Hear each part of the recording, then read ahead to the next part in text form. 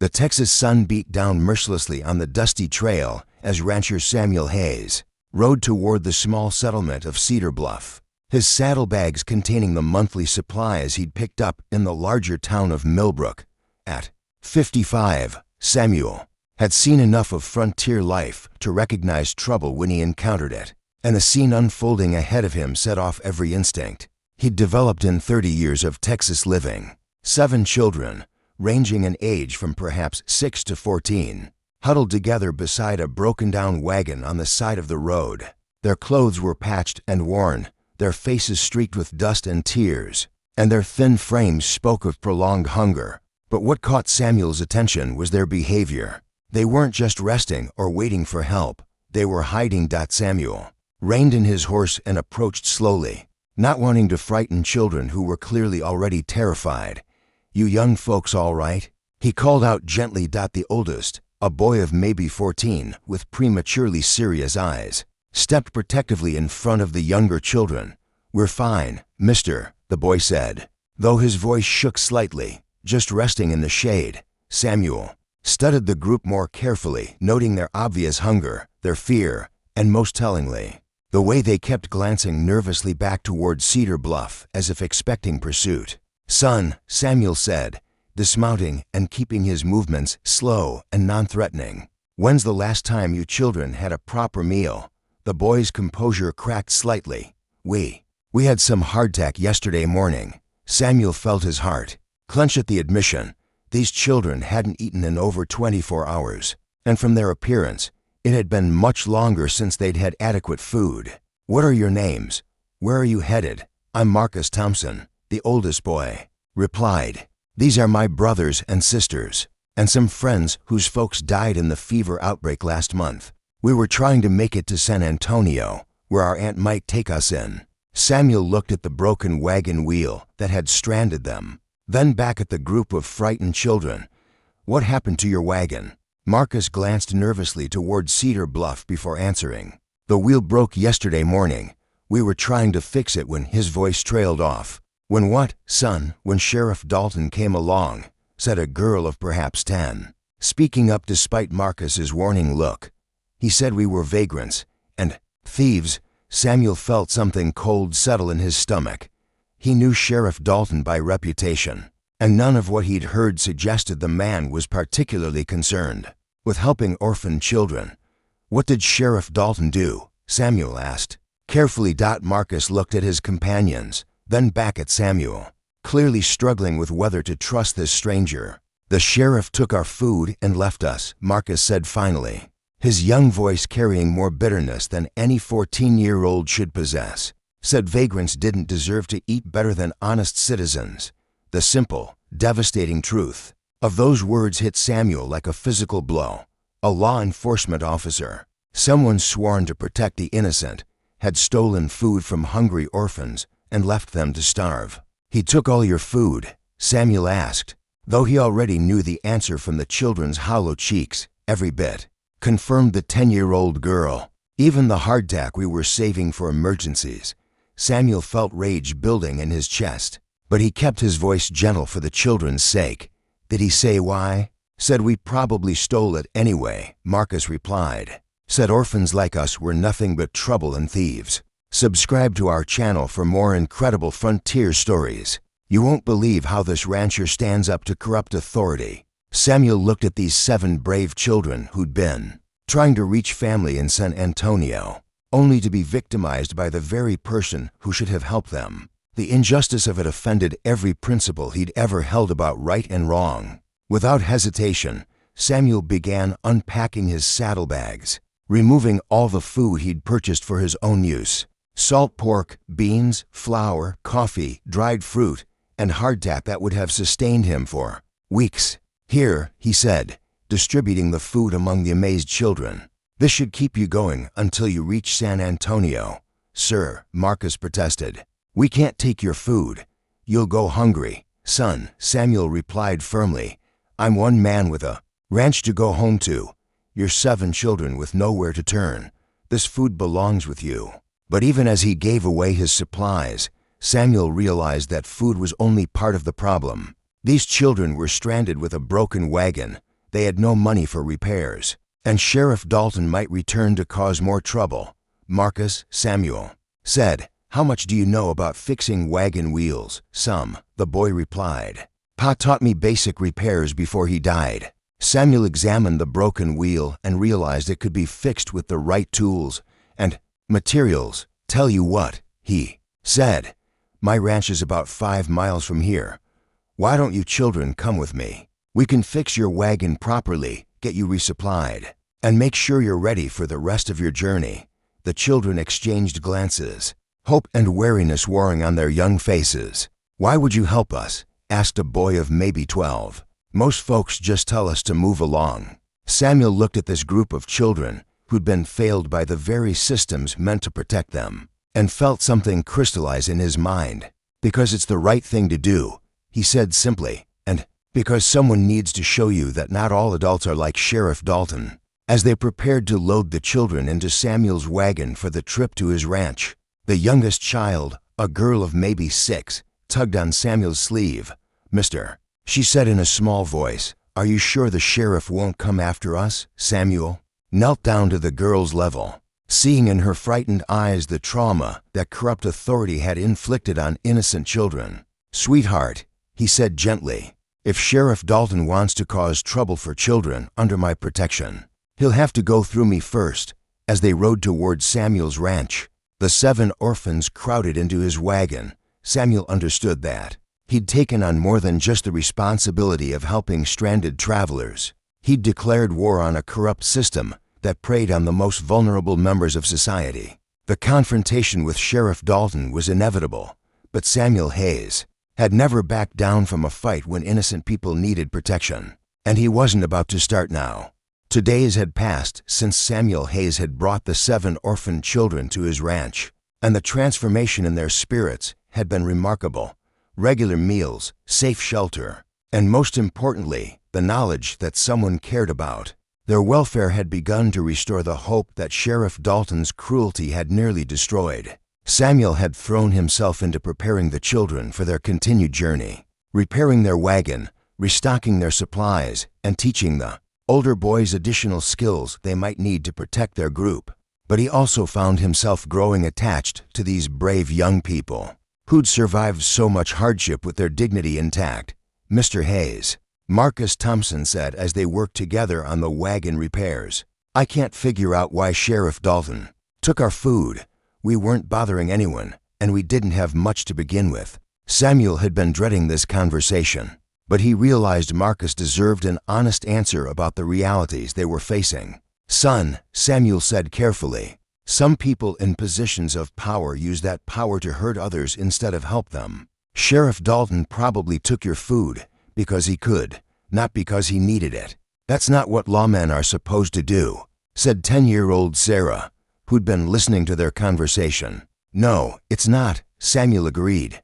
"Real lawmen protect people who can't protect themselves. They don't steal from children." Their discussion was interrupted by the sound of approaching horses. Samuel looked up to see 5 riders coming toward his ranch at a purposeful pace, and his heart sank as he recognized the lead rider, Sheriff Dalton, accompanied by 4 deputies. "Children," Samuel said quietly, "go into the house and stay away from the windows." "What's wrong, Mr. Hayes?" Marcus asked, though the fear in his voice suggested he already knew. "Just do as I say, son, quickly." As the children hurried toward the ranch house, Samuel stood in his yard and waited for the confrontation he'd known was coming. Sheriff Dalton was a man who didn't like having his authority questioned, and helping the children Dalton had victimized would definitely qualify as questioning his authority. Sheriff Dalton was a heavy-set man in his 40s with cold eyes and the kind of swagger that came from years of bullying people who couldn't fight back. He reined in his horse about 10 feet from Samuel, positioning his deputies to flank the rancher. "Hayes," Dalton said without preamble, "I hear you've been harboring some vagrant children." "I've been helping some orphans who were stranded with a broken wagon," Samuel replied evenly. "Those children are criminals," Dalton declared. "I caught them with stolen goods, and they ran off before I could arrest them." Samuel felt his anger rising at the blatant lie, but he kept his voice calm. "What stolen goods?" Food they couldn't have afforded to buy, Dalton replied. Had to have stolen it from somewhere. Or maybe, Samuel said, they bought it with money they earned doing odd jobs. Or maybe it was given to them by charitable people who understood their situation.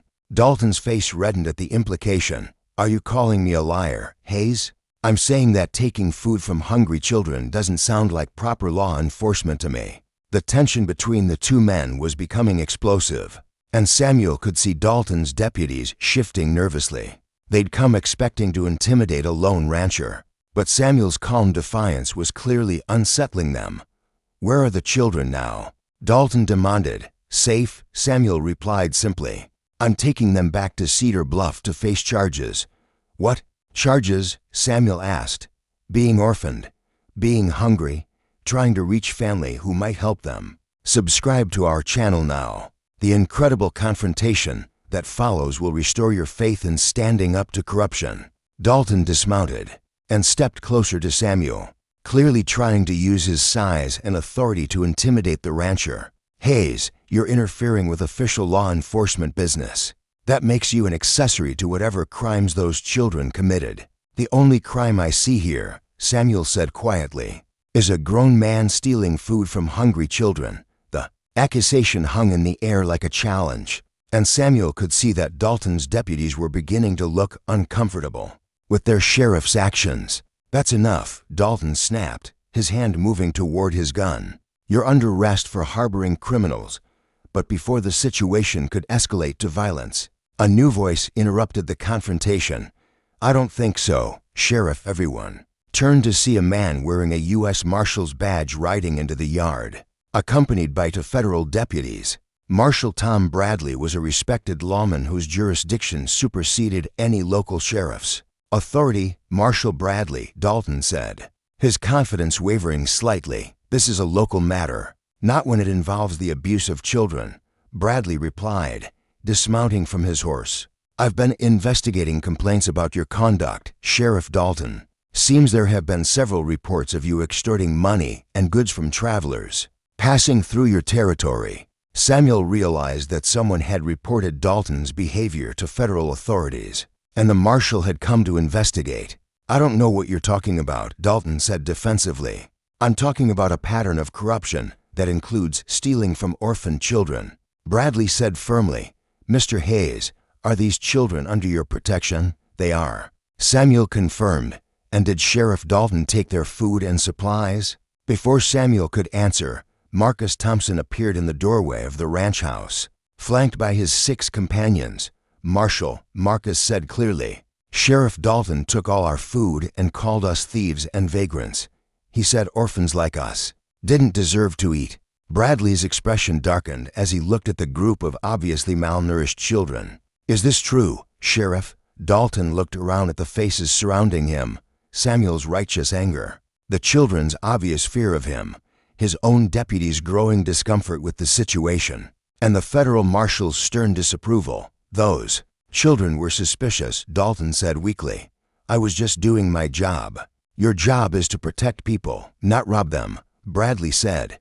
Sheriff Dalton, you're under arrest for corruption, abuse of authority, and theft. As Dalton was taken into custody by the federal marshals, his deputies quietly slipped away, clearly wanting no part in their former boss's downfall. Mr. Hayes, Marshal Bradley said as the situation settled down, thank you for protecting these children. It takes courage to stand up to corrupt authority. Samuel looked at the 7 young faces watching him with gratitude and admiration, and realized that his decision to help them had been about more than just providing food and shelter. Marshal, Samuel said, these children were trying to reach family in San Antonio. Is there any way to ensure they get there safely? Actually, Bradley replied with a slight smile, I think we can do better than that. What the marshal revealed next would change the children's lives in ways none of them had dared to hope. The revelation that Marshal Bradley brought to Samuel's ranch was beyond anything the orphaned children could have imagined.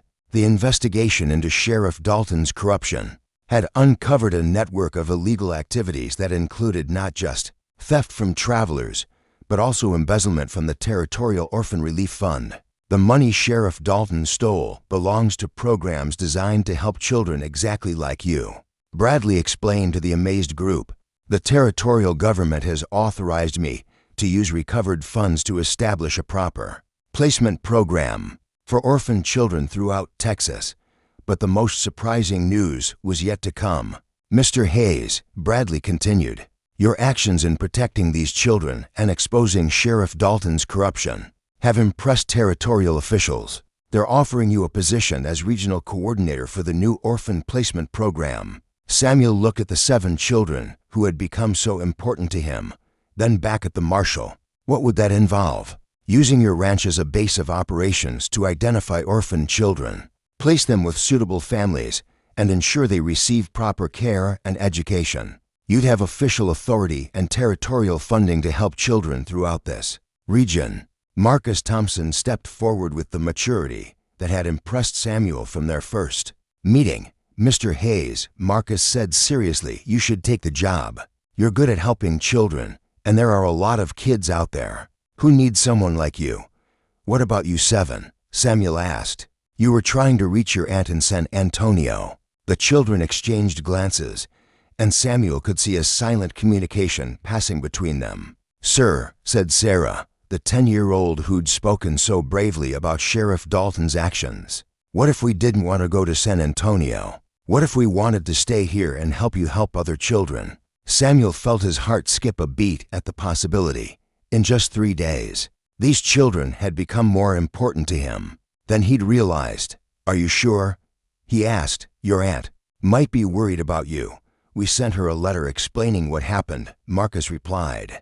"She wrote back saying she was relieved we were safe, but couldn't afford to take in 7 more children anyway." Samuel looked around at the faces of 7 young people who'd survived abandonment, abuse, and hardship, yet still wanted to dedicate their lives to helping others in similar situations. "Well then," Samuel said with a smile that felt like sunrise, "I guess we're going to be in the child-helping business together." 6 months later, the Hayes Ranch Child Placement Program had become the most successful orphan assistance operation in Texas territory.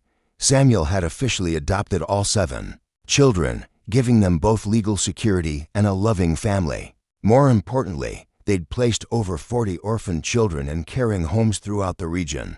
But the program's real innovation was in how it operated. Instead of simply finding places for children to stay, Samuel and his adopted family worked to ensure that placements were genuine matches between children's needs and families' capacity to provide love and guidance. "The secret," Marcus explained to a visiting territorial official, "is that Mr. Hayes taught us to see each child as an individual with specific needs and talents, not just as a problem to be solved."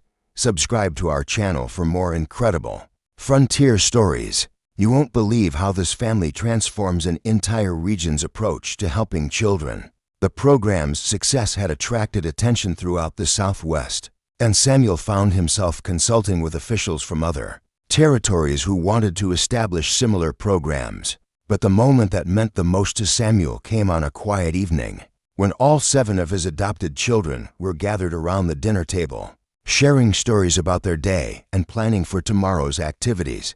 "Pa," said little Sarah, who now glowed with health and happiness, "do you remember that first day when we told you what Sheriff Dalton did?" "I remember," Samuel replied.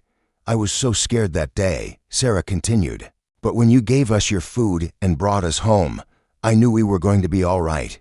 "We all knew," added Marcus. "You showed us that there were still good people in the world." Samuel looked around the table at his chosen family, 7 remarkable young people who'd overcome tremendous hardship and had chosen to dedicate their lives to helping others avoid similar suffering. "You know," Samuel said thoughtfully, "when I gave you that food on the road, I thought I was just helping some stranded children. I had no idea you were going to change my entire life." "How did we change your life?" asked 12-year-old Tom, one of the quieter members of their group. "You taught me that family isn't just about blood relations," Samuel replied. "You showed me that the most important thing a person can do is stand up for those who can't protect themselves. And you proved that even children who've been hurt by the world can still choose to help make it better." 2 years later, Samuel Hayes stood before the Texas Territorial Legislature, receiving official recognition for his work in establishing child welfare programs throughout the Southwest. But the moment that made him proudest came during his acceptance speech, when all 7 of his adopted children joined him on the platform. When Sheriff Dalton took their food and left them to starve, Samuel told the assembled legislators, these children could have become bitter and angry at the world. Instead, they chose to make sure no other children would suffer the same injustice. The program we've built isn't just about finding homes for orphaned children, Marcus added, now 18 and preparing to attend law school so he could fight for children's rights through the legal system. It's about creating a society that values every child and ensures that no young person is ever abandoned or forgotten. Don't forget to subscribe to our channel for more amazing stories of standing up to corruption and creating positive change. From the American frontier, hit that subscribe button now, because these tales prove that ordinary people can create extraordinary change when they choose to do what's right. As the ceremony concluded and the Hayes family returned to their ranch, Samuel reflected on how dramatically their lives had changed since that day, when 7 frightened children had told him about a corrupt sheriff who'd stolen their food.